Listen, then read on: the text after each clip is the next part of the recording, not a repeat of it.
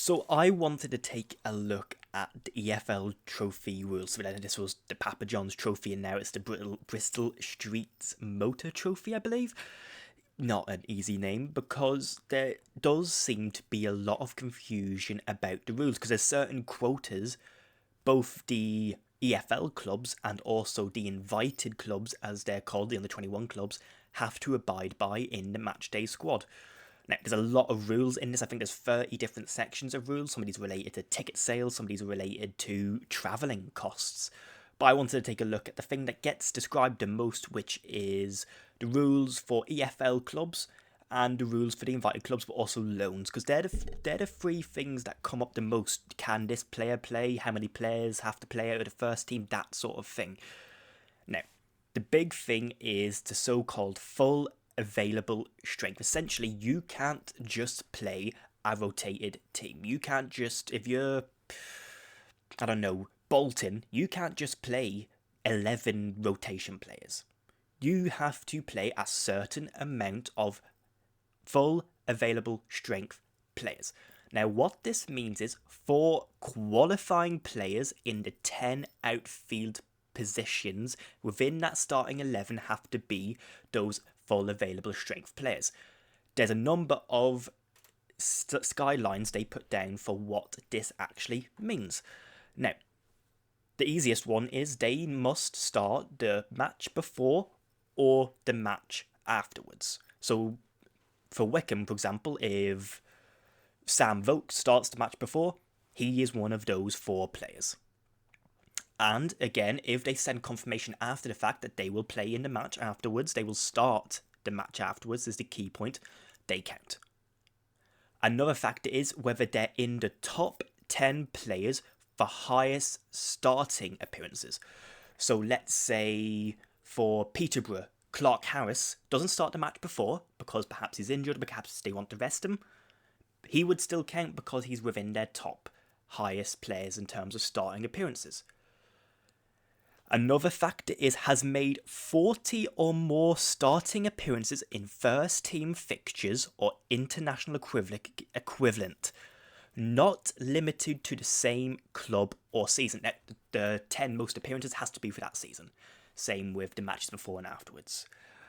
So making more than 40 appearances in first team fixtures, essentially they are a EFL player. For example, I believe Joe Jacobson at Wycombe Wanderers would count towards this. He is not playing regularly for Wycombe in the league, but he has made a significant number of appearances over the course of his career where he would count as a full strength player, and fair enough to him. He may not start regularly, but he is a fantastic player. So again, that's understandable. Most interestingly is a loan for a Premier League club or an EFL club with Category 1 Academy. Now, Category 1 Academy just means that they are the best academies, they have the most funding, they have a certain standard they reach to. Typically, Category 1 academies in the EFL tend to be teams relegated from the Premier League. I believe Leicester have one, for example, and Leeds too. But we'll get into loan players later because it can be a bit more complicated. Obviously, for example, if you have a loan player from Chelsea and you don't play Chelsea on the 21s, brilliant, he counts. So if you have, I can't think of a loan, Freddie Potts for Wickham, he's from West Ham on the 21 Academy, that is a Category 1 Academy. If you're playing against anybody but West Ham on the 21s, he counts as one of those 4 players, which is actually really, really good. Because it is supposed to be development, and even if they're not playing regularly, we have Kean Brecken from Man City, for example, not playing regularly, but we're incentivised to play him because he does count, but he also gives our regular starters a bit of a break, which I think is a great idea. Now, failure to do any of that is a £5,000 fine. For big clubs, that doesn't seem like a lot, but yeah, that is, even for Wycombe Wanderers, that's a fair bit of money. Now, invited clubs, which are the under 21 clubs, also have to abide by a different set of rules. The most important of those being 6 out of the 11 players must be aged under 21 as of the 30th of June. So they can turn 22, but if they're 21 before the 30th of June, they're still eligible. But there is an exemption for this. So, first of all, there can be no more than 2 players over the age of 21. So sometimes you see, for example, backup goalkeepers playing in the trophy, which I don't really like, but it is what it is, to get fitness. Or you see players returning from injury playing, they are allowed 2 of those players. So Chelsea could theoretically play Romeo Lavia. Well, he's under the age of 21, but do you know what I mean? I believe Danny Drinkwater played in the EFL Trophy. But also, they don't count on the 21 players if they have made more than 40 appearances for the senior team. Now, this, for example, disqualifies players like Bukayo Saka and at present Alejandro Garnacho at Man United. These are players who have not just got added to their senior teams, but they're actually making a tangible contribution to their senior teams in some form. I believe Garnacho has 37 appearances in the Premier League and an extra 17 or so in the FA Cup, the Carabao Cup, for example. So he does not count, despite, I believe, only being 18 and 19. So it means you can't play your best on the 21 players if they are already contributing to your senior team, which again makes sense. They don't need that time to develop.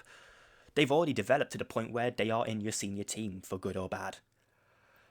So that makes sense. So yeah, I've written down players like Garnacho, Colville, Saka. He's obviously 22 now, but they wouldn't have counted towards that rule. If they did play, they would have taken up one of those 2 slots for non-under 21 players.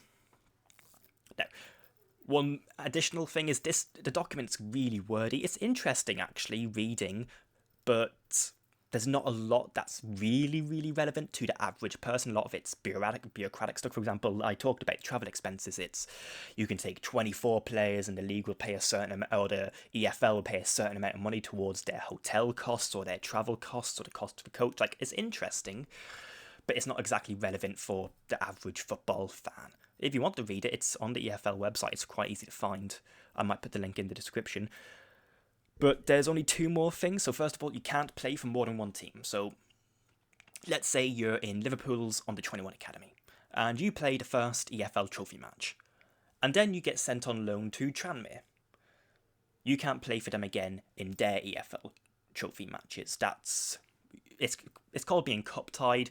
It's the same in the FA Cup. I believe it's the same in the Carabao Cup. It's just a way. I don't really know what it does, to be honest with you, but it's something that is fairly common.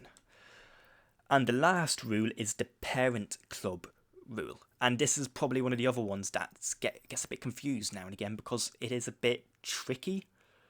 So let's say Wickham has one, for example, Freddie Potts. He came on loan from, as I said, West Ham on the 21 Academy. Well, West Ham, he was on the bench for their Europa League final, but he played in the academy. He came on loan to us. And we played against Crystal Palace, we played against Wimbledon, and he was able to play no problem. He didn't play in any of their games. We got drew against West Ham on the 21 in the round of 16.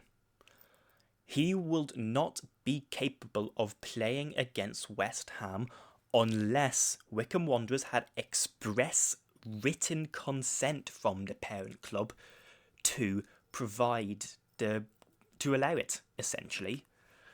And it can be a bit complicated because, well, yes, you want them to develop, but at the same time, do you necessarily want to strengthen the team that your under-21s are competing against?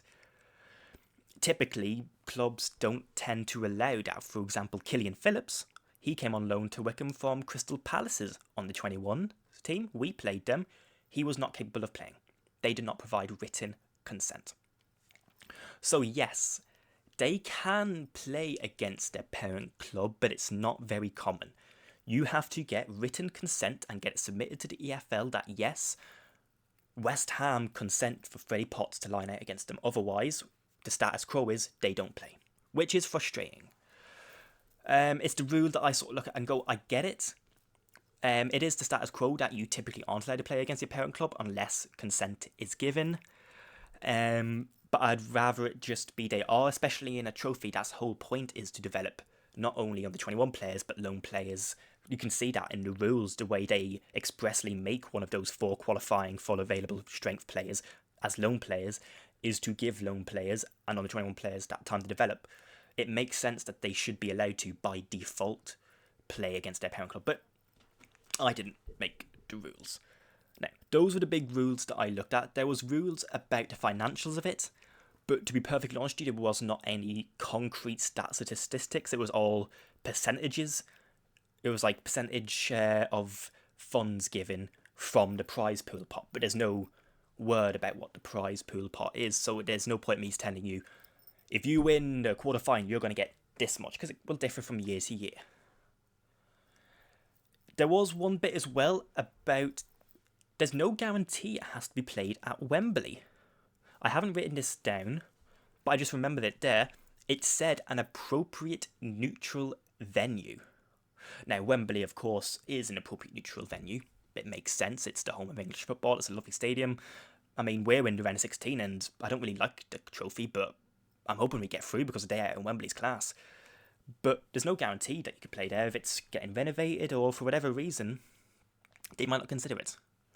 Now, chances are 9 times out of 10 they're going to choose Wembley. Well, 99 times out of 100 they're going to choose Wembley, but there is the chance that it could not take place there. Now, if you have any questions, let me know. I'm happy to go and read it again if there's anything I didn't make clear enough. It's a bit of a wordy document and not all of it's necessarily interesting, but that's the really important things. The full available strength players, the lone players, and the invited teams. Those were the big things. There's a whole formula about how the invited teams, they get chosen. It's normally Premier League clubs, and if they don't have qualifying status, it goes to category 1 clubs in the EFL and all this. Again, not particularly interesting. It's not necessarily relevant. It's the players, I think, was the big relevant part. So thank you so much for watching. I hope you all have a great day.